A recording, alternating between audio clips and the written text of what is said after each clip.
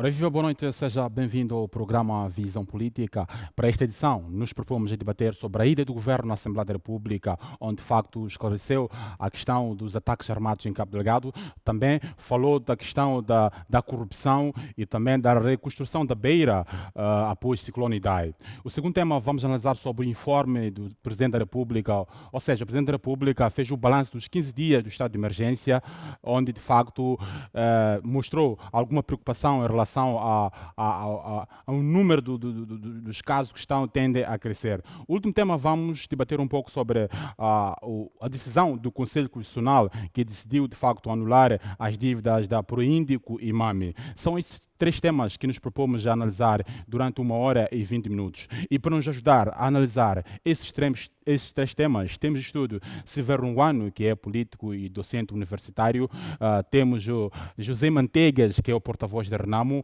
e por fim Rogério Sitoy, que é jornalista. Desde já agradeço pela vossa presença no Estudo da TV Sucesso.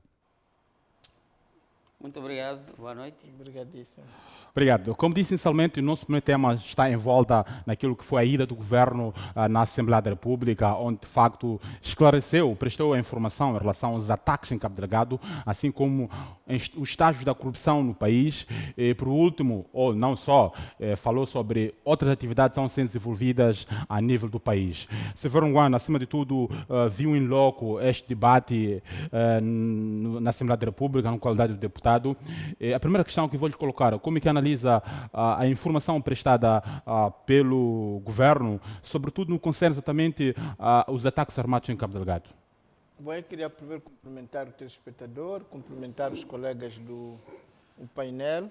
De fato, dizer que bem, o governo esteve no Parlamento e falou deste tema, e penso que para muita gente que assistiu a este debate ficou com a sensação, penso que justa, de que muito ficou por ser dito, não é? É evidente que tratando de um tema que também é um pouco melindroso, porque estamos em sede de um conflito armado e as estratégias militares efetivamente tem muito que não pode ser dito, não pode ser revelado, mas efetivamente aquilo que para nós, como partido, interessava ficou muito aquém, porque só a começar por uma questão humanitária sensível, porque nós achamos que onde há guerra, que é o caso de Cabo Delgado, onde há terroristas ativos, aliás, há muito sofrimento da população. Portanto, queríamos saber o que o governo está a fazer para proteger estas populações. Portanto, a proteção tem várias nuances e vários aspectos. Há que proteger do ponto de vista armado para que, de fato, não sejam molestados, não sejam vítimas destes terroristas. E todos vimos que o governo chumbou em relação a esse aspecto, quando vimos a população de alguns distritos de Cabo Delgado a fugir efetivamente, quando assistimos todos os dias decapitações, quando assistimos todos os dias a população a perder os seus bens, quando assistimos à destruição de bens públicos. Portanto, para dizer que, sobre este ponto de vista da proteção da população, chumbou. E o que nós esperávamos era que o governo nos explicasse o que fez com que houvesse estas falhas, como foi possível a população ser castigada até este nível, como foi possível chegar a uma situação em que a própria população tem que abandonar as suas zonas, como é que foi possível registrar um número tão elevado de mortos, de decapitados, como foi possível, portanto, muita gente perder os seus bens. Portanto, sobre este aspecto, o governo não foi capaz de nos explicar o que terá falhado para que a nossa população sofresse deste ponto. O segundo aspecto também que é preciso referir, só para terminar, é que uma vez estas pessoas atacadas, espoliadas, decapitadas, existe um grande número que fugiu com os seus bens, que se refugiou noutros sítios. O que está a acontecer a esta população? Está lá o INGC a proteger, a apoiar, está lá a Cruz Vermelha, como é que as pessoas estão acomodadas, como é que estão esses campos que recebem os refugiados, portanto, os internos. Isso também o governo não foi capaz de nos dizer com detalhe o que está acontecer, como é que estas populações já vítimas estão a ser acolhidas, a ser apoiadas pelo nosso governo. Obrigado, Sr. Verunguano. José Manteigas, vou para si também na qualidade do deputado, viu em louco essa sessão do governo a prestar informação. Comunga da mesma ideia que, de facto, o governo não foi incisivo, digamos assim, naquilo que é a informação relativamente aos ataques em Cabo Delgado. Permita-me cumprimentar aos telespectadores e assim também por este convite. Como sabe, tem sido um ritual o governo ser chamado em sede de perguntas ao governo.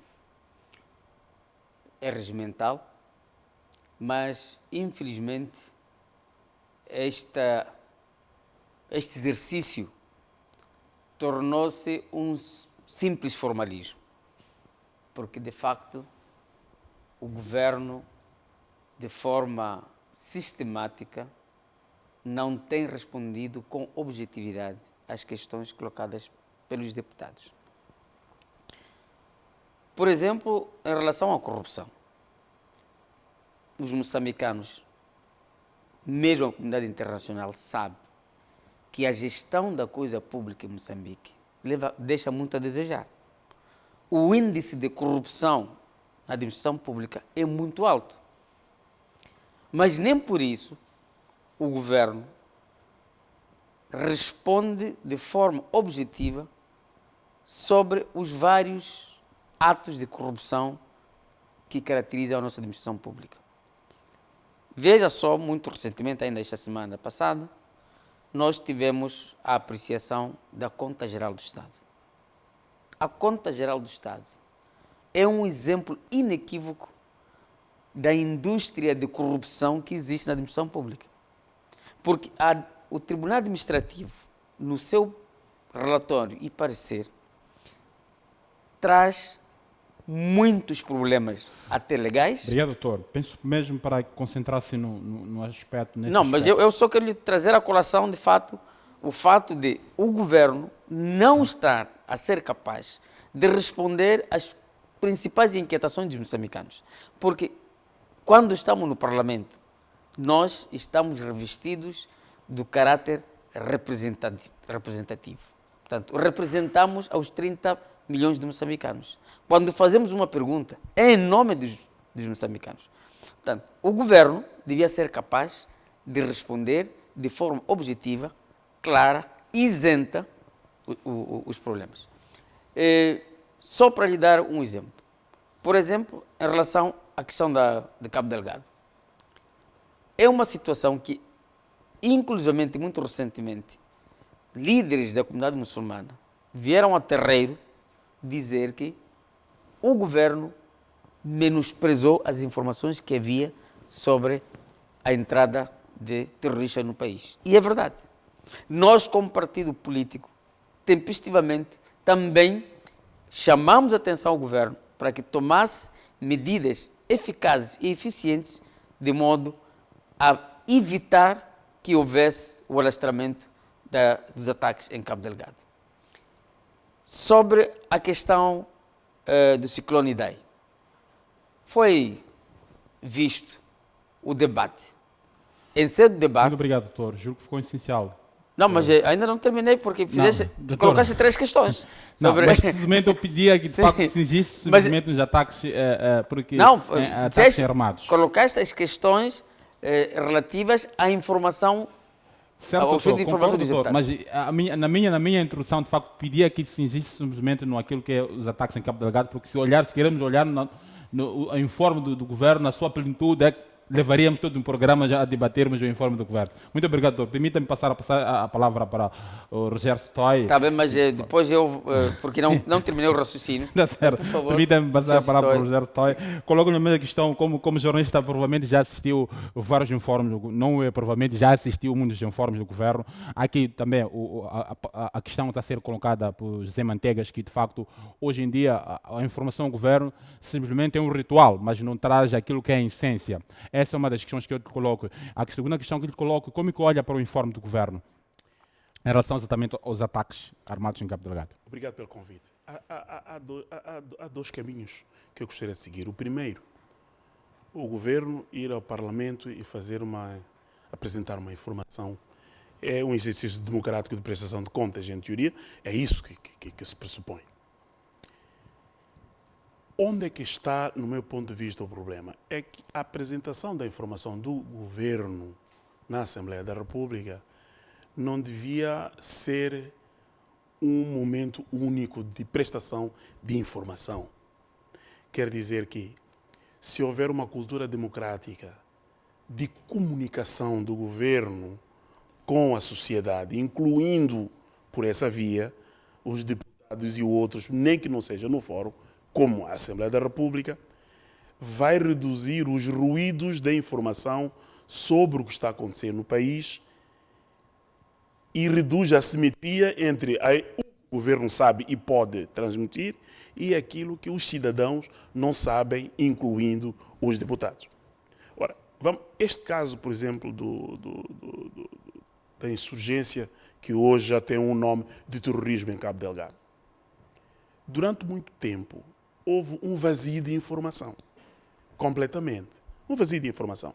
E o vazio de informação dá espaço a duas coisas. Uma, ao medo, a outra, à especulação. E durante o tempo que ocorreu, a informação que era dada a conhecer ao público era uma informação que vinha por canais, podiam ser justos, podiam não ser justos, mas que vinha por canais, não aqueles que eu, como cidadão, gostaria de dizer assim: este é o canal oficial porque a insurgência está a atacar instituições do Estado, a insurgência está a atacar cidadãos indefesos, seria bom que esta informação viesse do Estado. Ora, quando o governo vai prestar contas, quando o governo vai prestar uma informação ao Parlamento, vai com este nível de ansiedade por causa da ausência de informação. Vai com este nível elevado de ansiedade porque as pessoas pouco sabem o que está a acontecer. E devo dizer que só, eventualmente, ainda bem que é aparentemente uma correção, só nos últimos tempos que há, digamos, esse ensaio de comunicar, nem que seja só num sentido, de comunicar sobre o que está a acontecer. Nestas circunstâncias, porque durante muito tempo esta comunicação não fluiu, muitas dúvidas, muitas perguntas, muita especulação e muita intoxicação ocorre sobre as pessoas e naturalmente sobre os deputados, sobre as bancadas. Quando se chega lá, as pessoas formataram o que ouviram, intoxicado ou não, as pessoas apreenderam o que lhes foi informado, verdade ou não, e é difícil que uma informação, mesmo que oficial, quando chega a um ambiente como este, seja uma informação que seja recebida em melhores condições. Sim. Portanto, o que eu digo, mesmo em situação de guerra, é possível informar melhor. Mesmo em situação de agressão, é possível informar melhor. Eu só espero que esses passos recentes de comunicação sobre o que está a acontecer em Cabo Delgado sejam passos que se mantenham e que melhorem a qualidade. Portanto, eu penso que é este. Os ruídos também são gerados por isso. Só uma questão muito simples, doutor. Teria a dizer que, de facto, a comunicação do governo reflete aquilo que, de facto, é a realidade, digamos assim. Mas uma outra questão também vou aproveitar que vou pedir a sua capacidade de síntese na qualidade de jornalista, não é deputado. Como é que hoje, de todas as vezes que o governo vai à Assembleia da República prestar informação, o que nós podemos esperar normalmente é a bancada parlamentar da Frelimo votar a favor, o MDM Renamo contra. Será essa uma questão política ou, de facto, o discurso que o próprio governo leva à Assembleia da República carece de algumas substâncias para que possa, por parte de algumas lacunas? Não me parece que, do ponto de vista político, seja uma questão atípica, esta divergência de opiniões. Essa divergência de opiniões resulta de muitas coisas. Do ponto de vista político, a perspectiva com que a bancada da Renamo olha sobre um assunto, muitas das vezes não vai ser a perspectiva que olha a bancada da Frelimo. A perspectiva que a bancada da Frelimo ou do MDM olha não será a mesma perspectiva. Este, para mim, não é um elemento que é o atípico. O elemento, para mim, que é mais importante é o debate das ideias. Eu penso que este aqui é o elemento central. Eu penso que a Assembleia, mais do que as leituras de apoios, mais do que a exaltação das concordâncias, devia o espaço ser reservado ao debate e, de preferência, com todas as lealdades, ao debate que vem do dentro da cabeça e da intelectualidade de cada deputado. Aí vamos ver que nem os deputados da RENAM vão estar de acordo com algumas coisas, nem os deputados da FRELIM vão estar. É possível. Eu penso que a democracia constrói, numa construção da democracia, isso um dia vai ser possível. Então, mais do que a diferença entre as bancadas, que eu acho que isso não é atípico, eu sinto que o debate é insípido, para além dos apoios, das concordâncias e dos elogios. Eu penso que obrigado, doutor Rogério. Sim. Interessante que ele está a levantar, não é? Mas que eu penso que se calhar é importante um outro elemento. É que nós estivemos durante esse tempo, a maior parte do nosso Estado, ou num tempo, um Estado de ditadura, efetivamente, ou de um partido único. E quando é assim, há um elemento fundante e fundamental no Estado, que é o segredo do Estado. Eu penso que também nós ainda continuamos a ser vítimas desta ideia de que o poder está aliado ao segredo, de que o domínio de um grupo sobre o outro funciona quando um grupo tem mais informação e o outro grupo não tem esta informação. Eu penso que também somos vítimas disso. O segundo aspecto que acho que também é importante, temos que reconhecer todos, nós, sociedade moçambicana, que esta questão da televisão, esta questão dos WhatsApps, dos Facebook, portanto, são coisas muito novas na nossa sociedade. De tal maneira, por exemplo, nós passamos de uma situação em que não havia televisão para televisão, e televisão e rádio. Ali a informação é unidimensional, ou seja, é apenas o poder que controla a rádio, que controla a televisão, os jornais que comunicam.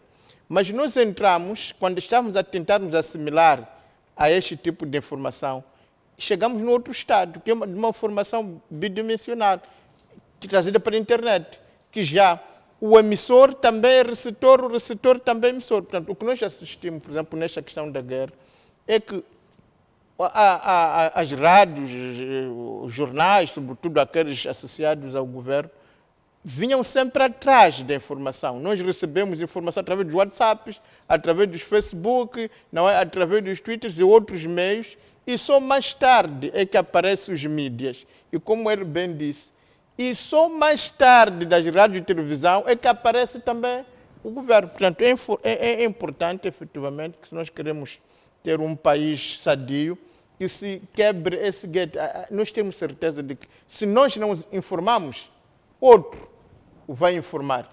E é isso que pode trazer equilíbrio, é isso que pode nos trazer, aproximar da verdade e também percebermos que hoje em dia, se calhar, o Estado não é, tem muito mais poder partilhando, trocando a informação, do que manter-se num sistema do segredo do Estado, que hoje já não é possível. Tanto mais que os grandes órgãos de informação, mesmo esses das rádios, televisões, estão fora e não são controlados pelo Estado. Portanto, aquilo que a TVM, a TV Sucesso não tira, a televisão sul-africana, a televisão portuguesa, a CNE, vão tirar esta informação. Então, parece-me que realmente precisamos de aprender a lidar com esta nova situação em que o segredo do Estado, se calhar, pode valer noutro tipo de nuance, mas do ponto de vista político, está cada vez a ficar de lado.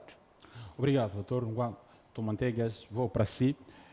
O ministro, quando da sua ida à Assembleia da República, a Assembleia da República pediu, de facto, provavelmente ele não foi tão objetivo naquilo que foi no concerne exatamente ao trabalho que está sendo desenvolvido, provavelmente seja a questão de segredo do Estado, mas a questão que eu vou lhe colocar, doutor, o ministro pediu à população, à sociedade, incluindo os deputados, que sejam vigilantes, como um dos mecanismos para combater os ataques em Cabo Delgado.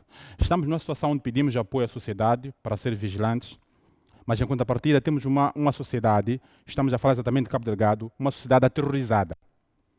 Como é que é aplicável essa vigilância nessa circunstância? Porque temos as informações que nós recebemos, é que as populações de Cabo Delgado estão aterrorizadas.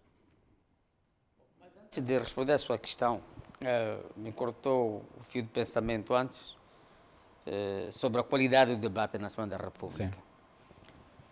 O grande problema que destoa a qualidade do debate é o fato de a bancada maioritária, infelizmente não estão aqui representados, mas a bancada maioritária coloca-se na posição do governo. Portanto, quando há uma sessão de perguntas ao governo, uma sessão de pedido de informação, como foi o caso agora passado, são os deputados da bancada maioritária que aparecem a responder outros deputados.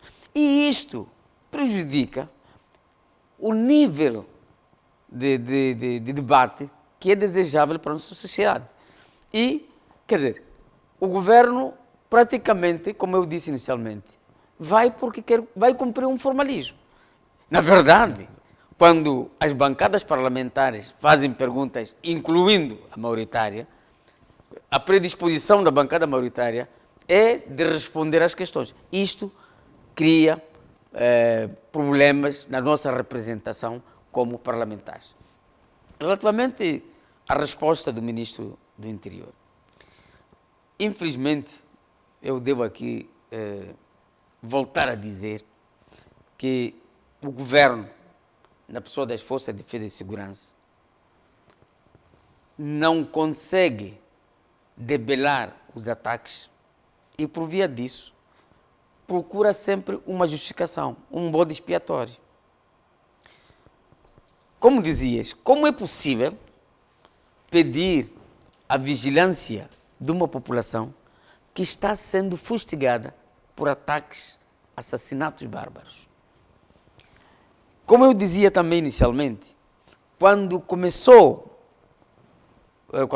os ataques, várias vozes alertaram o governo, incluindo o meu partido, que estavam a surgir focos de ataques em Cabo Delgado. A resposta, na altura, é que não era verdade. Eu me lembro, creio que foi nesta televisão, onde discutíamos a questão se há ou não guerra, se pode ou não ser declarada guerra em Cabo Delgado. Se lembra, num debate? Sim. O representante da Frelimo aqui dizia que não era preciso fazer a declaração de guerra. E eu dizia naquele dia que não podíamos, nem devíamos esperar mortes em massa para aparecermos, ou pelo menos para o Estado, na pessoa das entidades competentes, assumirem que estamos em guerra. Hoje, o que é que se assiste? É que já se admite que estamos em face do terrorismo. Já estamos a ver o chefe do Estado, na qualidade de comandante-chefe, a desdobrar-se pela África Austral. Ainda hoje, houve uma reunião no Zimbábue, não é? Em torno da, como é que se chama isso? Órgão de Defesa e Segurança, na África. Quer dizer, estamos agora a correr atrás do prejuízo. E eu já disse também em algumas ocasiões, me lembro muito recentemente, na Joaquim Chissano, quando eu dizia que nós temos um governo circunstancialista, um governo que se torna ativo quando há problemas. Mas o papel do governo não é esse.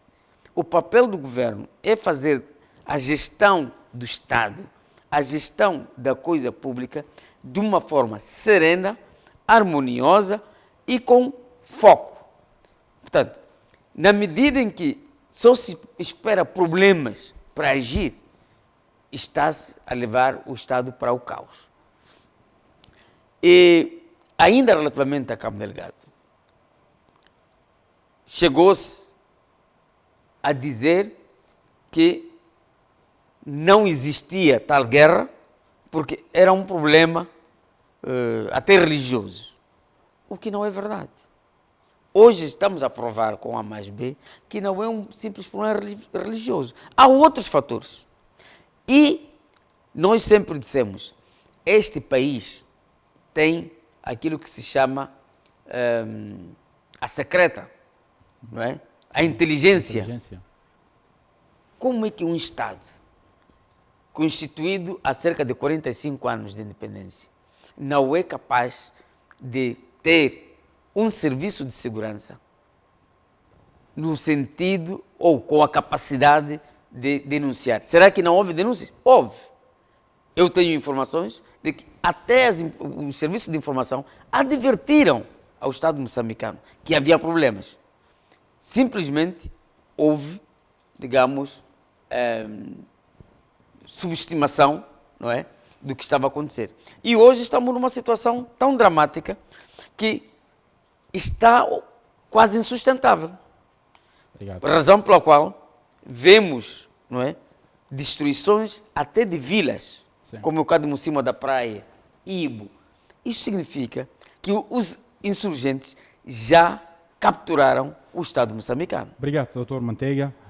Doutor Gerster, vou para si. Coloco a mesma questão. Como é que olha essa questão do próprio governo perto da vigilância da sociedade, acima de tudo? Mas, em contrapartida, temos essas informações que, de facto, até os líderes comunitários aliaram-se aos insurgentes, mas por uma questão de sobrevivência. Como que é aplicável essa vigilância numa situação onde há terror? Quer dizer, as pessoas estão aterrorizadas. Bom, tudo que eu vou falar é um pouco de especulação, mas vejamos, algumas que obedecem a algumas lógicas. Olha o caso de Mocima da Praia. Quando os terroristas entram em Mocima da Praia, por toda a informação que nós temos, sem grandes combates, sem... A atitude da população é uma atitude de sobrevivência. Não é? Se a população mostra hostilidade, a resposta que vai acontecer, nós sabemos lá. E quando saíram, saíram como saíram. Portanto, se entraram e saíram como saíram, do ponto de vista psicológico, podem voltar outra vez. E podem sair como saíram, do ponto de vista psicológico para a população. Então, por razões de sobrevivência, a população vai adotar uma atitude passiva e de se acoplar, mesmo que estrategize isso como uma forma de sobrevivência. Mas a questão mais importante é que esse assunto de Cabo Delgado vem sendo discutido há muito tempo, pelos académicos e com a tal ausência de uma informação mais estruturada por quem devia ter. Aconteceu muito mais tardia. E quando isso aconteceu, os insurgentes, os terroristas, já tinham, digamos, galvanizado as suas ações naquela região. E o problema do terrorismo obedece a vários focos. É um problema também interno, é um problema regional, é um problema desde os Grandes Lagos, onde eles descem até chegar ali. E encontram Moçambique numa situação difícil. Volto a repetir, o que eu vou dizer agora é apenas uma interpretação. Há esta reunião da SADC. Por quê? Porque é preciso olhar isto como um conflito regional, um conflito global, ao mesmo tempo. Mas a fragilidade em que as nossas forças armadas não estão como nós desejaríamos que estivessem, porque se estivéssemos em cima da praia não teria acontecido o que aconteceu. Está aqui o Manteiga, sabe de que eu fui jornalista de guerra, andei em Sofala, Manica, todos estes sítios. Ele sabe que uma situação como aquela, naquele tempo, eu disse isso aos meus amigos, Arnam podia ter entrado, teria havido alguns combates, e logo a seguir teria havido outros combates na sequência da entrada no distrito, por exemplo. Quando aconteceu aquilo em cima da praia, ficamos espantados. É preciso olhar para a história. As forças armadas que nós temos são as forças armadas que temos, ainda produto de uma confusão que resulta desde o Acordo Geral de Paz. A forma como as forças armadas foram por razões de estabelecimento da paz, não é preciso estarmos contra isso, que as forças armadas foram desfeitas ou desarmadas, os processos seguintes da constituição das forças armadas nunca, na verdade, aconteceram mais. Okay? Houve uma tentativa, na minha leitura, do governo olhar não as Forças Armadas como aquelas que deviam ser o que são, mas para a polícia, e houve maiores investimentos na polícia e menos nas Forças Armadas, também, às vezes, por razões mesmo da força do Acordo Geral de Paz. Estas são as Forças Armadas que nós temos hoje. E por essa via, eu acho que esta reunião é mesmo para ir buscar um reforço militar estratégico. Sim. Presumo. Sim. Dada essa situação. Como moçambicanos, temos que estar preocupados. Que forças armadas é que nós temos perante esta invasão, esta agressão. Temos que estar preparados, temos que estar preocupados com isso. Esta é a minha leitura sobre isso. Obrigado. Oração?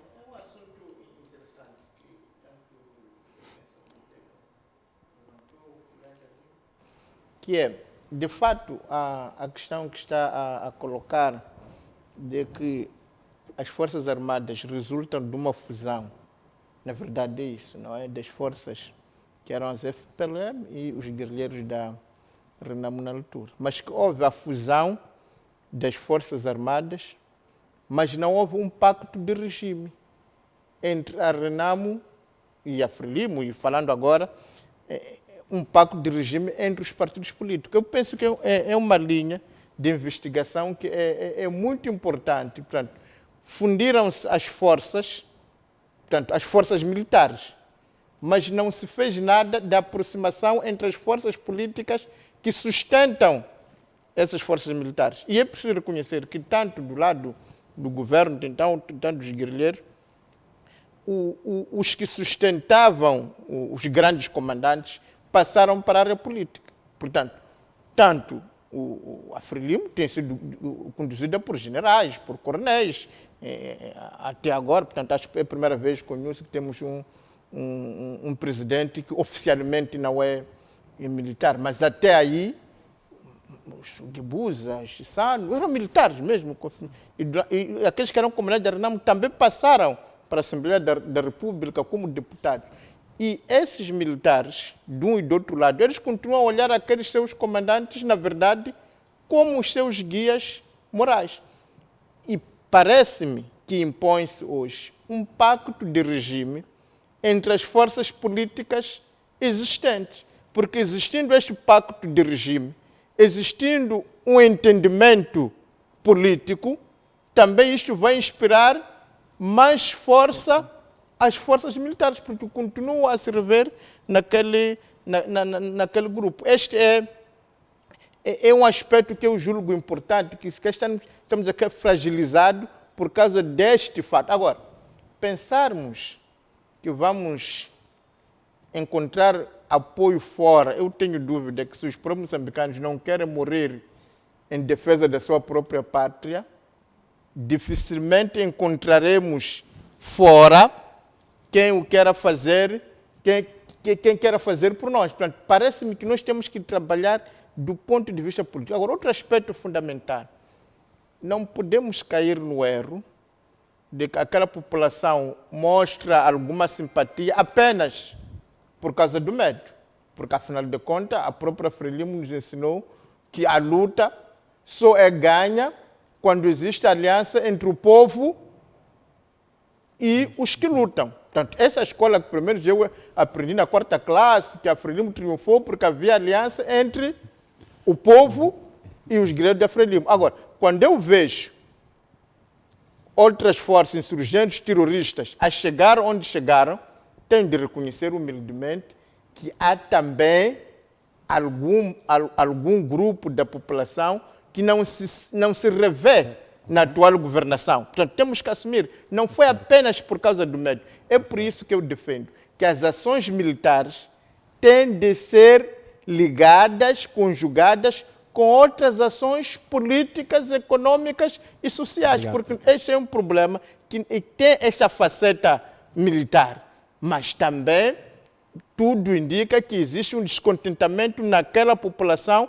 E se calhar aqui em Maputo, nós estamos a falar já de Cabo Delgado. Só para terminar, nós tivemos, foi o 16 de março, depois o 1 de setembro, revoltas populares de dimensões muito grandes, que foram abafadas militarmente, foram abafadas através da polícia. Mas se calhar isto devia ter despertado também a perceber que está a haver um fosso entre o governo e a população. O que é que podemos fazer, o que é que podemos trabalhar para que continue a haver esta união forte entre o governo e a população? Doutor Manteiga, de uma forma muito rápida, comunga da mesma ideia que o Turunguan está a levantar, que provavelmente haja uma ruptura entre a população e a Frelimo, para que, olhando para a situação que está a acontecer, que de alguma forma a população alia-se aos insurgentes. Pode haver essa ruptura? É provável que haja essa ruptura? Bom, pode haver essa ruptura.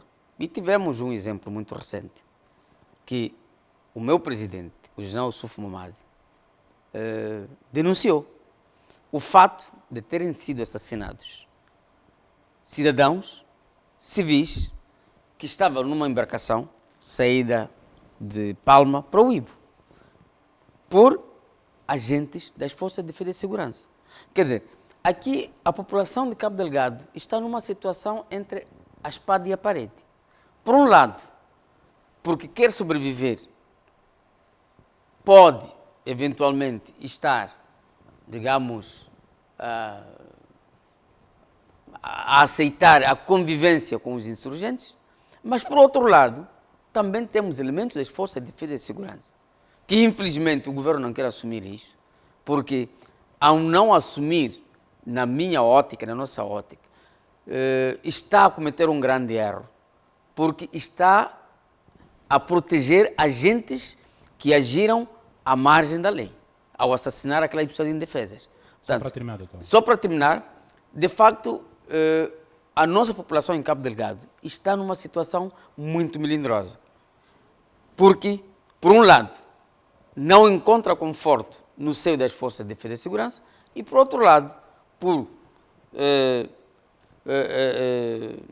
evitar represálias da parte dos insurgentes que querem ganhar campo, ganhar terreno, obviamente, aceitam ter coabitação com esses insurgentes. Obrigado, doutor Manteigas. Vou para si, doutor Rogério. Há uma questão, só para fechar este tema, há uma questão que está a ser debatido nos corredores, no que concerne exatamente à comunicação que o Ministério da Defesa, assim como o Ministério do Interior, tem feito. Recentemente apareceu a dizer, os dois ministros a dizerem que abateram 50 terroristas, anteriormente apareceram a dizer que abateram 129 terroristas. A questão que eu lhe coloco, naquilo que é a apreciação da sociedade, naquilo que é o debate a ser provocado, a ser evitado na sociedade, é de que coloca-se em causa essa comunicação. Até que ponto essa informação pode ser verídica, porque há quem diz que não, o governo deveria usar os mesmos meios que os terroristas usam para expor a crueldade que eles estão a protagonizar em Cabo Delgado. Faz sentido essa preocupação, essa análise a ser feita, que o governo também deveria aparecer, pese embora seja um ato, digamos assim, porque não podemos cá dizer que de facto trazermos esses mortos na televisão seja algo saudável para a sociedade. Mas julga essa ideia pertinente de se trazer à ribalta essas ações das forças governamentais? De uma forma resumida. Eu não conheço a estratégia de comunicação que está a ser usada pelo Ministério da Defesa, mas vou falar um pouco da experiência que eu tenho sobre isso. Sim. Eu acho que a estratégia de exibição de corpos não é uma boa estratégia. Okay. Eu acho que é uma estratégia também meio terrorista, não é? Eu penso que não é. E depois, é preciso ver a consequência que isso produz. Porque mostrar é fácil, mas qual é a consequência que isso produz? É que depois é para entrar-se numa competição. Quem mostra mais corpos. Se são eles, ou se são os terroristas, ou se é o governo. Eu penso que moralmente não é. Sobre os números, eu respeito a estratégia que está a ser apresentada, mas eu sempre chamo a atenção pela experiência que eu tenho sobre essa questão dos números. Aqui o doutor sabe melhor do que eu. Os números, alguns de nós temos paciência de ficar a contar os números. E hoje é muito fácil. Em todas as guerras, no Iraque, no Irão, se a gente pegar e fazermos as contas, podemos chegar à conclusão de que já não há população naquele sítio. Ou então as tropas do nosso governo devem ser aos milhões que não acabam. Ou então os terroristas até já pode dar um efeito perverso. Devem ter tantos homens que nós, por semana, matamos 50. Não estou a dizer que estes números não sejam verdadeiros. Sim. Estou a tentar ver qual é o alcance desses números. Penso que há outros elementos mais importantes da comunicação. Mas, fechando, Sim. eu volto para o ponto que eu acho que nós, no fim do dia, vamos discutir a periferia do problema. Nós, moçambicanos, somos muito bons nisso. Há um elemento central, há um entendimento de paz entre a Renamo e a Frelimo que pode permitir a construção de um exército nacional, de um exército republicano, de facto. Ele chamou um pacto, o colega Rungwana falou de um...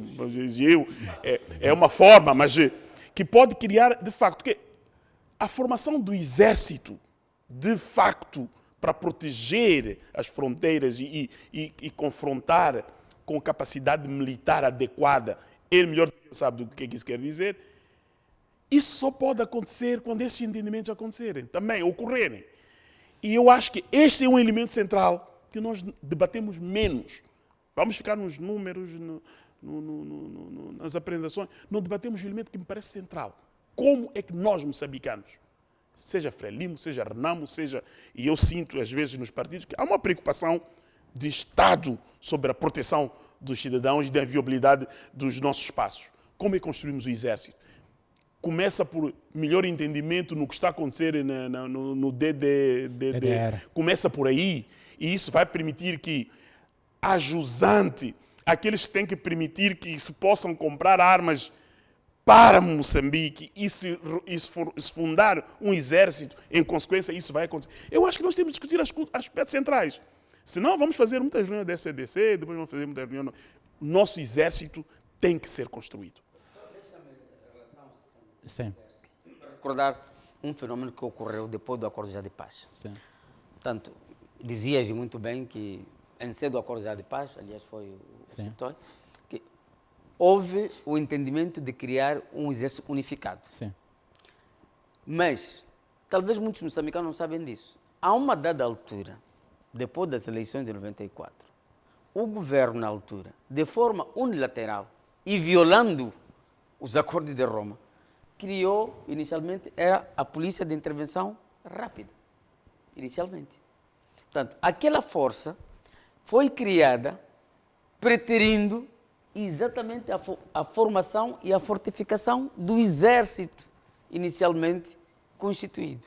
E é aí onde começa o início da fragilidade das Forças Armadas de Moçambique. Porque o Estado deixou de se preocupar por um exército, primeiro republicano, um exército capaz de defender o território e a soberania, e focou-se numa polícia, digamos, anti-motim, para reprimir todos aqueles que fossem contra ou fossem críticos ao regime. E foi o que aconteceu. Evoluiu da PIR para FIR e agora temos a unidade de intervenção rápida para aí em diante. Mas, na verdade, se o Estado moçambicano tivesse investido devidamente no exército e não ter tido aquele comportamento de forma paulatina, ir afastando, inclusive, os oficiais generais que estavam nas Forças Armadas, hoje nós teríamos um exército muito robusto. Obrigado, José Manteiga. Doutor Rungwana, quero colocar uma questão. Eu peço só capacidade de síntese mesmo. Vamos entrar num segundo tema. Coloco a mesma questão que coloquei ao Dr. Rogério Sotoy. Como é que olha para essa questão? Porque há quem diz que, de facto, o ato do governo, de falar do Ministério do Interior, assim como o Ministério da Defesa, trouxe números, mas em nenhum momento trouxe os corpos. O Dr. Rogério não defende essa exibição dos corpos, porque estaríamos a entrar num campo de competição com os insurgentes. Concorda? Como é que análise faz? Porque há uma ala que diz que não, pode ser uma teoria propagandística, digamos assim. Que análise faz dessa situação? Bom, primeiro dizer que isso já estaríamos a ser como os terroristas, não é? Portanto, o governo é uma entidade moral, o Estado não pode se rebaixar ao nível de um terrorista. Todos nós temos filhos, não gostaríamos de ter medo de ver telejornal. Agora, há o aspecto objetivo que o colega jornalista referiu. Sim. Que, por exemplo, quando a gente vai aos fake news para alguns, acho que há um repórter português que até tem um blog que fala dos números, e também temos, acho que é um sul-africano, Hanwell, que costuma dar entrevistas, e, por exemplo, falou de 600 terroristas. Ora, o governo já matou 200. Então significa que só ficaram 2/3. Então, se ele em um mês ou em 2 semanas matou 1/3, significa que até 25 de junho a guerra terá acabado, porque vai matar mais 1/3. Para mostrar que efetivamente esta questão de números não é o essencial. Sim. Agora, eu entendo que o Ministério do Interior, o Ministério da Defesa, foi invadido por números de mortes das Forças Armadas, precisava dar sinal de força, de que não são os únicos, nós também conseguimos fazer. Mas uma vez que agora já se alcançou, se calhar, esse objetivo, de fato, tem que haver este pacto de regime. Eu não falo só da Renamo, porque os problemas de Moçambique não se reduzem a Frelimo e a Renamo, são muito mais complexos. Tem essas situações, por exemplo, religiosas, que já foram colocadas, existe a sociedade civil, e no Parlamento temos o MDR, portanto, e temos outros partidos parlamentares. O que nós precisamos é um pacto de regime, ou seja, para ser simples e grosso, para governar tem que ser da Frelimo. Ok. Mas para lutar pela pátria, já tem que ser do MDM, tem que ser da Renamo. Como é que é? Lutamos todos e o governo é só um grupo. Então, obrigado, a partir daqui não há mais nada que é preciso dizer. Obrigado, doutor Silvério Nguana. Vamos para o nosso segundo tema, que tem a ver com o balanço dos 15 dias do estado de emergência. O Presidente da República,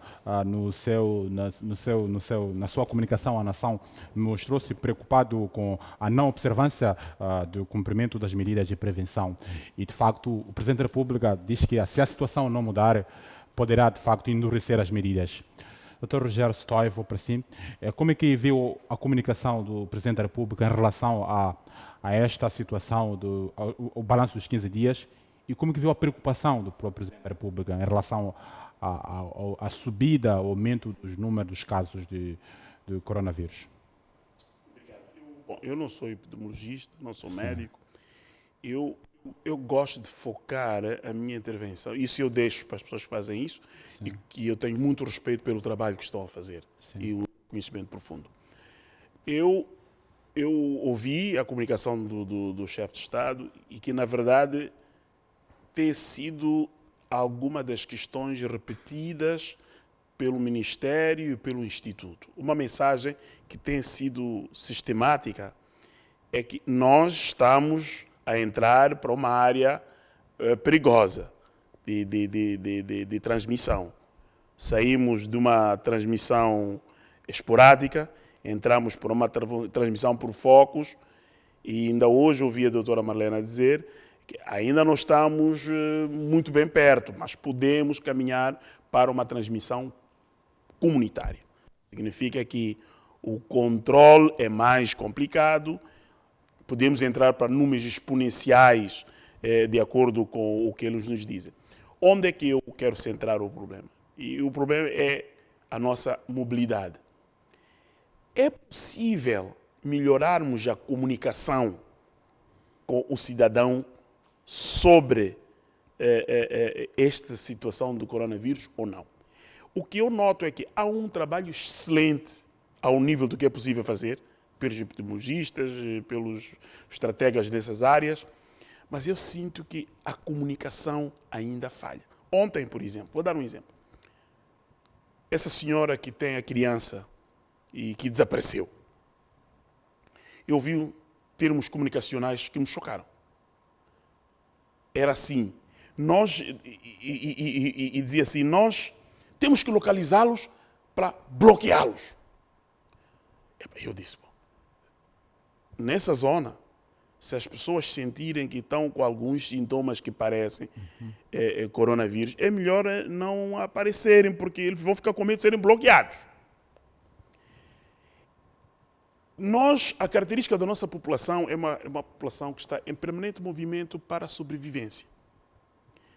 É possível, mesmo nesta característica, melhorarmos a comunicação. Eu vou a uma altura que eu fazia caminhadas, seguindo aquelas recomendações, de sair da Praça do OMM, e voltava por volta das 18 horas. Um dia voltei mais tarde. E eu fiquei assustado, porque eu percebi que as pessoas, enquanto o sol ainda está aí um pouco a iluminar, ninguém sai em massa para caminhar. Quando o sol se põe lá para as 19 horas, na Avenida Kenneth Kaunda, até a Costa do Sol, é massa de gente em grupos de 15, 20 a correr e abraçarem-se, a uparem-se, a fazerem ginástica.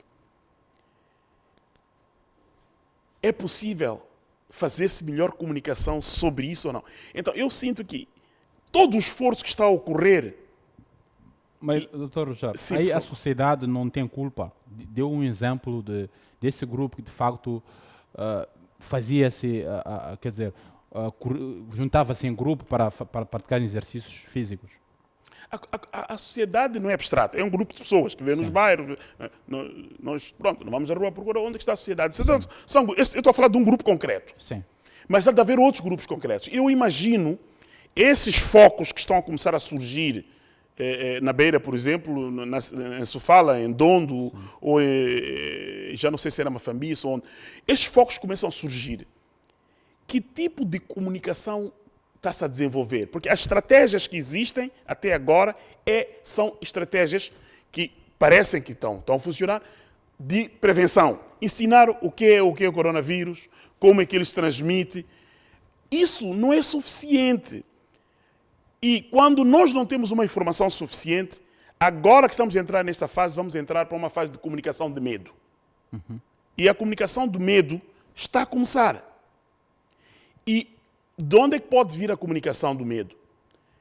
Nós fomos informados como cidadãos que, se nós não nos portarmos bem, nos próximos momentos poderão ser agravadas as medidas. Essa é uma comunicação que é importante, que é feita pelo chefe de Estado. Mas a reprodução dela, sem que seja acompanhada por outros elementos de ensinamentos. Por exemplo, eu estou a falar destes grupos que andam. É possível criar uma forma de comunicação naqueles locais, haver alguém sem uso excessivo de força, com uso, chama-se uso balançado de força, mas haver uma comunicação que aquelas pessoas percebam que não podem fazer aquilo. Eu penso que isso está a faltar. Obrigado, doutor. Tom Manteigas, vou para si. O que está a falhar? Nós, antes do Presidente de decretar o segundo mês de estado de emergência, estávamos num número considerável e dia após dia o número tende a subir. O que está a falhar? Temos acompanhado situações, o doutor Citóia aqui fez referência a algumas situações de pessoas que de facto não estão a seguir as recomendações. E o Presidente da República mostrou-se de facto preocupado com essa situação. E provavelmente ele prometeu de facto, se isso continuar, poderá endurecer as medidas. Que não se faz desta situação? Bom, é um facto que há muita violação às medidas que foram portanto, decretadas. Mas também é um facto que o governo não está, ou no mínimo relaxou em relação à atuação para conter quer a movimentação de pessoas, quer a disseminação e propagação do coronavírus. E há dois exemplos muito eloquentes. O primeiro, houve uma informação de que cerca de 23 mil ou 24 mil moçambicanos vindos da África Sul entraram para Moçambique. Há uma outra, agora a última informação, houve um grupo de cidadãos moçambicanos que estavam em prisões que foram trazidos. A questão que se coloca é: onde é que houve medidas de confinamento? Algum sítio estiveram aqueles cidadãos postos para permitir que cumprissem com a quarentena? Não. Cada um entrou em Moçambique, foi para a sua área, foi para a sua zona, e muitos daqueles, provavelmente, fossem, portanto, pessoas contaminadas. E esta responsabilidade de seguir, não é, aqueles cidadãos, cabe ao Estado. E não aconteceu isto.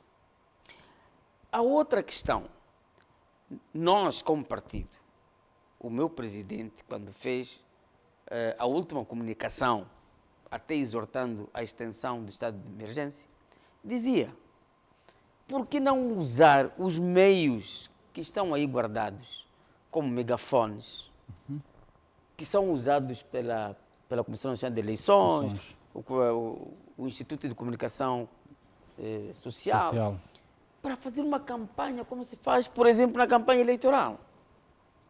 Isso não vimos. Se nós formos aqui na periferia, mesmo aqui dentro do cimento, não houve isso. E se calhar não, com certeza, lá para os distritos mais longínquos da capital do país, nada aconteceu. Então, se de fato tivesse sido feito isso e continuasse com esse processo, nós não estaríamos a assistir agora um crescimento já assustador dos casos de contaminação. Portanto, das duas, uma. Ou o governo, como eu dizia inicialmente, de fato age quando todo o mundo, não é? Porque o mundo inteiro, o país, estiveram numa situação, digamos, de muito fervor, não é? No início do coronavírus. Todos nós andávamos quase que traumatizados, entre aspas, nos primeiros dias. Sim. Mas hoje assiste-se um comportamento tranquilo, um comportamento sereno, e os servidores do Estado, pese embora, de fato, nós reconhecemos, eu pessoalmente reconheço, o grande esforço dos profissionais da saúde. E muitos deles que estão a trabalhar em situações de risco iminente. Mas mesmo assim, não deixam de desempenhar o seu papel. Mas o Estado, como Estado, abandonou a sua função. E pior, eu já disse também nessa televisão, na questão dos transportes.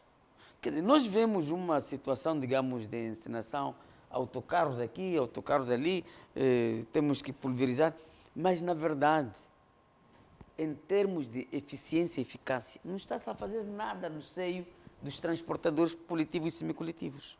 Basta sair agora, nós estamos aqui depois do programa, sair agora, ir à paragem. Há de ver os mailovs superlotados. Há de ver os machibombos superlotados. Há de ver as minibases superlotados. E onde são os agentes da polícia? Onde estão aqueles que deviam controlar essa superlotação? Muito obrigado, doutor. Portanto, só para dizer que nós chegamos a uma situação de letargia e, em consequência disso, nós agora estamos a correr esse grave risco de termos uma contaminação comunitária. Obrigado. Doutor Severo Ngwan, será que de facto o governo terá relaxado naquilo que são as medidas, para falar da campanha, a própria comunicação, campanha de prevenção? O doutor Manteigas fez a referência aqui o regresso dos mailovs. Nós vimos geralmente os mailovs estão aí com as pessoas, com os passageiros. Quer dizer, em contrapartida, nós introduzimos algumas medidas e dissemos que não, as pessoas não podem viajar apertadas, mas hoje conseguimos ver as pessoas viajam apertadas e a situação voltou como se estivesse... As pessoas voltaram a levar a vida normalmente. O que está a falhar é o governo, ou o próprio Estado, ou melhor, o próprio Estado que não está a fiscalizar como deve ser, ou a própria consciência do cidadão? Bom, eu faço uma leitura diferente, não é? Portanto, para dizer que não propriamente eu não vejo as coisas no sentido do Estado culpado, ou da sociedade culpada, ou das pessoas, ou seja, não vejo que estejamos em sede de feiticeiros, como na nossa tradição vamos fazer.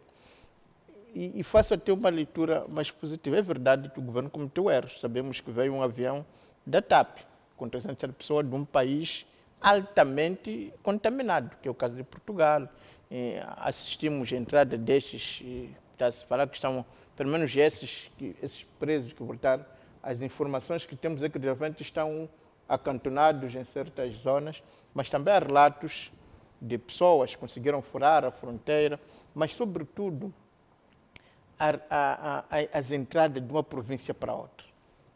O Covid começou num contexto concreto que era a cidade de Maputo e a zona de Afuns. Sim. Zonas muito localizadas que muito facilmente podiam ter feito a cerca sanitária. Portanto, houve esses erros, sem dúvida.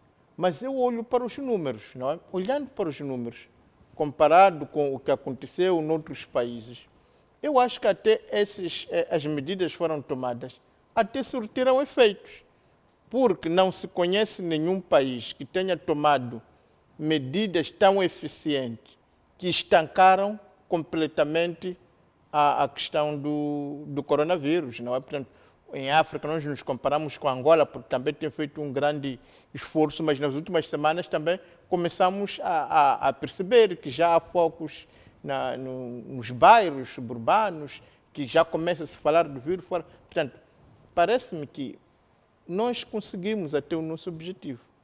Porque nós olhando, por exemplo, para os países europeus, os números ainda são muito mais altos do que os nossos. Mas eles estão num contexto de relaxar as medidas. Para dizer o seguinte, nós não podemos olhar apenas para a questão do vírus. Temos que olhar também para a questão da nossa viabilidade socioeconômica. Então, estamos a dizer que estamos a relaxar agora, mas se calhar no princípio ainda tínhamos algumas provisões. No princípio pensávamos que era uma coisa que vai passar amanhã.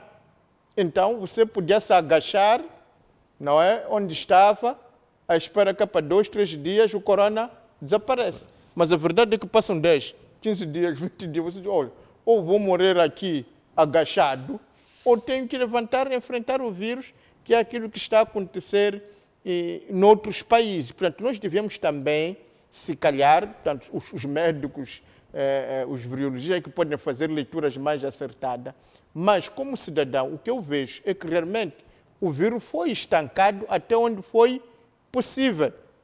Agora, se quer falta da parte do nosso sistema de saúde nos dizer quando é que nós atingimos o tal pico, que é aquilo que nós ouvimos, porque nós podemos estar agora no nosso pico, não é? No sentido que vamos ter este aparente aumento, mas que realmente estamos a chegar no pico e vamos começar a descer. Porque se nós não fizermos estas leituras, continuarmos a acreditar que vamos fazer os confinamentos, os lockdowns, estamos a ver a África do Sul, que não está a ter efeito nenhum com os lockdowns, o aumento foi dramático, está a ser agora associado com, digamos, manifestações, motins. Portanto, eu penso que temos que olhar para isto com muita seriedade e com muita perspicácia e com muita inteligência, porque num motim só, quantos é que ficam infectados? Então, é preciso desenhar essas medidas. Eu fico preocupado quando se fala de que vamos entrar no quarto, no livro quarto, quando eu pensei que a primeira emergência, a segunda, nos ensinaram a lidar com esta doença, não é? Nos ensinaram a perceber que é muito importante o uso da máscara, muita gente está a usar. Logo no princípio, o governo até tentou nos transportes, mas no dia seguinte o problema de falta de transporte foi gravíssimo, até vimos o motim dos transportadores. Portanto, parece-me que nós tínhamos que olhar para esses números ao contrário, que não, conseguimos estancar até aqui. A população já teve um ensino, uma aprendizagem como lidar com isto. Vamos sequer começar a relaxar algumas medidas para que as pessoas, de fato, possam voltar à produção. Só para terminar, veja, por exemplo, se nós não iniciarmos as aulas nos próximos 2 meses, este ano só temos 1 milhão de crianças na primeira classe. Significa que no próximo ano teremos 2 milhões. E se com 1 milhão não temos sala, onde é que vamos arranjar salas para essas crianças que vão entrar? Isto para não falar de consequências econômicas, porque muitas universidades, muitas escolas e colégios privados simplesmente vão encerrar porque não está. Portanto, parece-me que temos que olhar com alguma... Sim.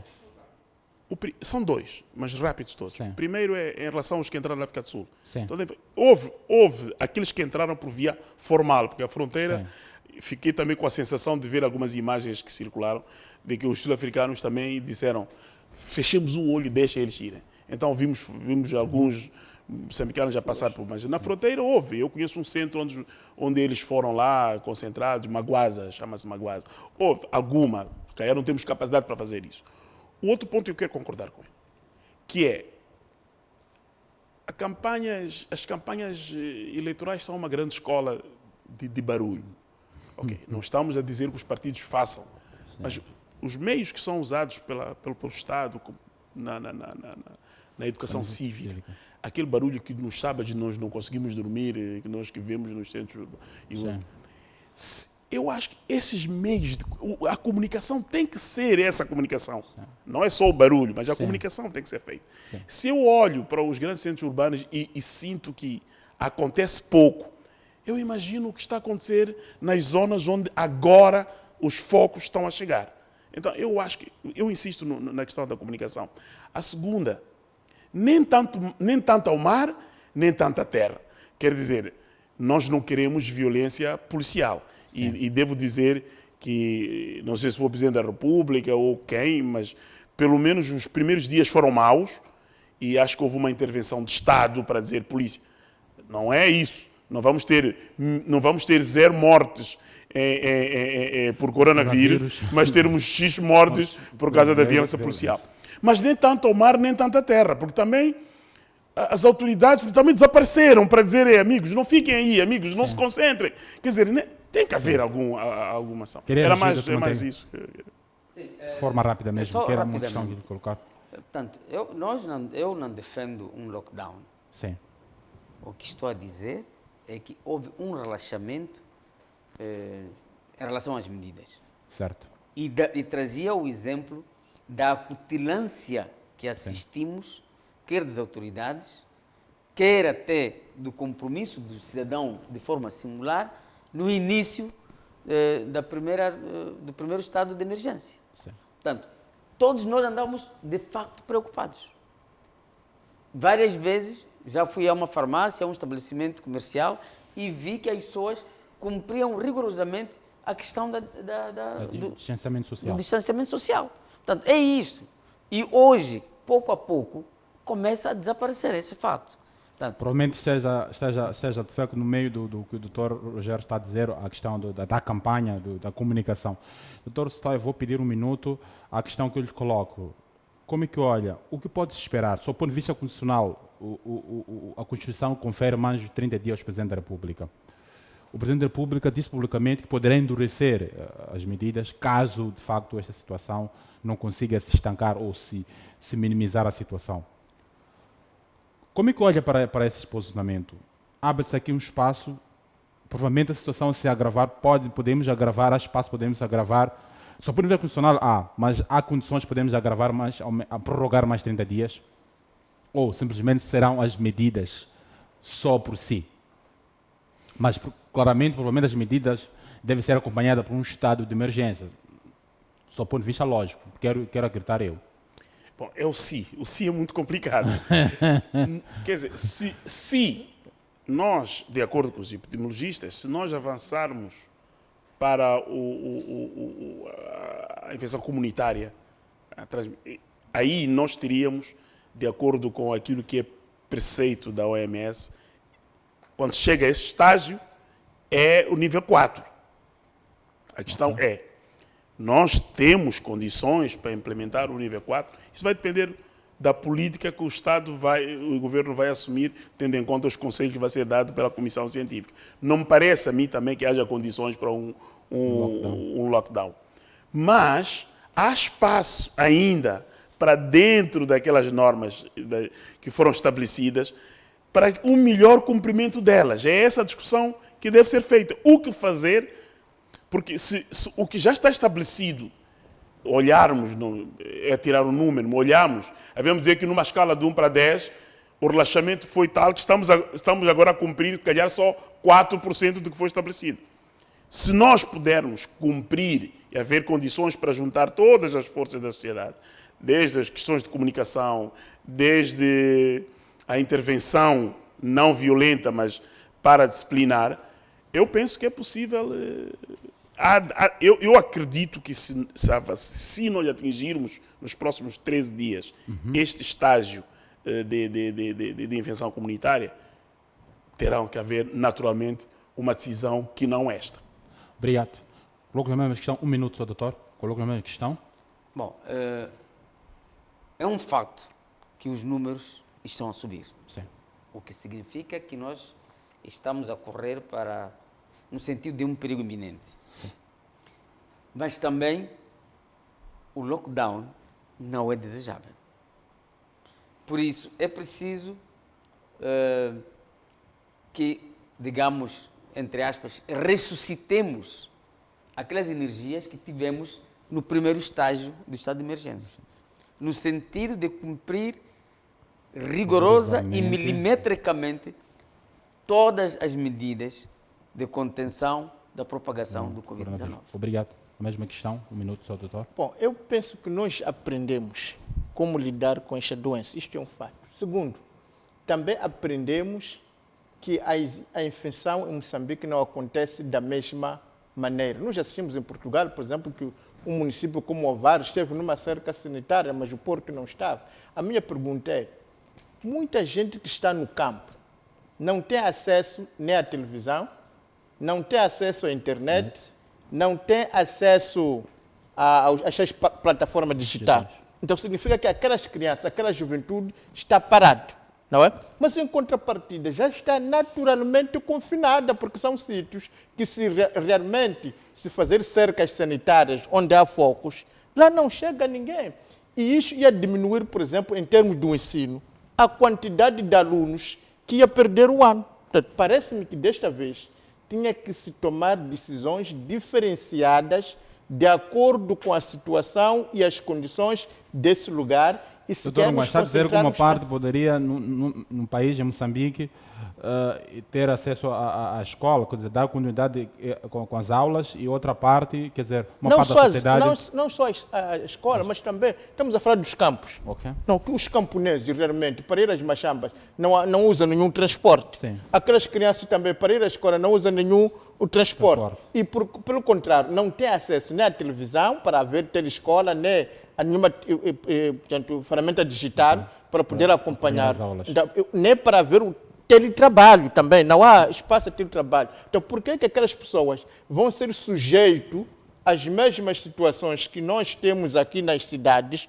onde temos alternativas para fazer o nosso trabalho, desde até ter carros pessoais, desde ter escolas? Parece-me que o que nós aprendemos já permite ao governo tomar portanto, decisões diferenciadas de acordo com o nível de contaminação de cada local. Isso ia permitir que salvássemos não só a educação, mas salvássemos também a economia até onde pode se... Porque essas medidas totalitárias, parecendo que Maputo é igual a Micanhelas, Beira é igual a Mabote, não me parecem acertadas para quem conhece as diferenças do nosso território moçambicano. Obrigado, doutor Unguan. Vamos para o nosso terceiro tema, que tem a ver, de facto, com o acordo do Conselho Constitucional. Ou seja, o Conselho Constitucional, através do acordo número 7 do Conselho Constitucional /2020, de 8 de maio, declarou a ilegalidade às dívidas das empresas Proíndicos e Moçambique Management Assent, vulgarmente conhecido por MAMI. Assim, todas as empresas, digamos assim, as três empresas que estiveram envolvidas na contração das dívidas chamadas ocultas, digamos assim, fica sem efeito essa questão, embora a questão da Imatum, o governo, melhor, o Ministério das Finanças esteja a pagar, digamos, as dívidas, alegando que, de facto, não pode deixar de cumprir com essa dívida, porque de facto ela pode comprometer aquilo que pode comprometer o país. Dr. Stoy, embora não seja um jurista, mas vou pedir a sua análise na qualidade de jornalista, que também está de facto inserido nesta sociedade, que está a acompanhar o dia a dia deste país. Como que viu a deliberação do Conselho Constitucional relativamente a essas empresas? Isso é muita surpresa. Este acórdão em relação a essas duas empresas, portanto, este acordo em relação às duas empresas, a MAMI e a Matum, e a coisa ia para o Índico, é um acórdão que vai no mesmo diapasão em relação ao acordo anterior que foi feito em relação a Ematum. Portanto, sem muita surpresa. A questão que eu gosto de fazer aos juristas, e temos aqui a questão que eu gosto de não negar é assim. Foi declarada a inconstitucionalidade das dívidas e declarado nulos seus atos. Sim. Produz consequências. Como gerir essas consequências?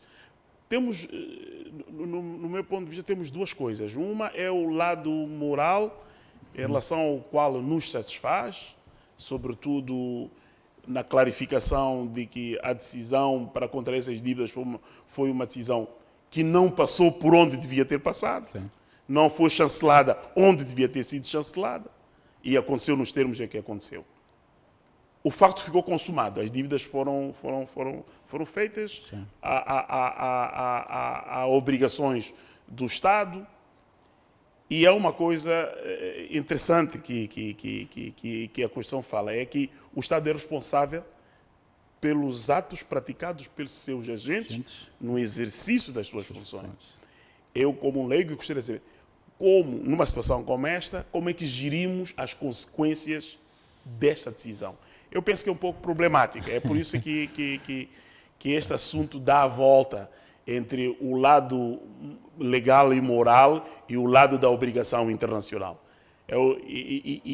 Eu sinto que este debate não é feito onde devia ser feito, entre o executivo, os constitucionalistas, para que, de facto, não seja um assunto de está-se a violar o cumprimento. Obrigado, doutor. Obrigado, doutor, a receber a indicação, de facto, moralizador, que estamos mesmo em cima da hora. Doutor José Mantegas, como é que olha essa questão que está a colocar o doutor Rogério Stoic, de facto, há um paradoxo aqui, quer dizer, o Conselho Constitucional declarou a nulidade dessas dívidas, mas em contrapartida, essas mesmas dívidas foram contraídas por algumas pessoas que estavam ao serviço deste país. Primeiro, posso pedir a sua capacidade de síntese? É preciso que todos nós estejamos claros que houve prática de um crime. Portanto, se não houve cumprimento da lei, é crime. E o crime tem a sua consequência, que é ser responsabilizado. Portanto, há pessoas que, de forma voluntária, consciente, cometeram este crime, devem ser responsabilizadas. É tão simples quanto isso. Neste caso, as pessoas pagarem a dívida? Claramente.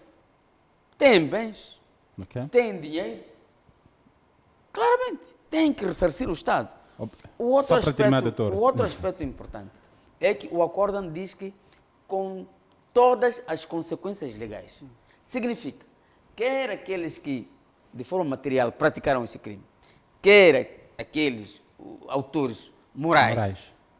E inclusive os encobridores, que são os deputados da Assembleia da República, para a bancada parlamentar da Frelimo, que colocaram a dívida na conta geral do Estado, todos esses têm que ser responsabilizados. Obrigado, doutor Unguano.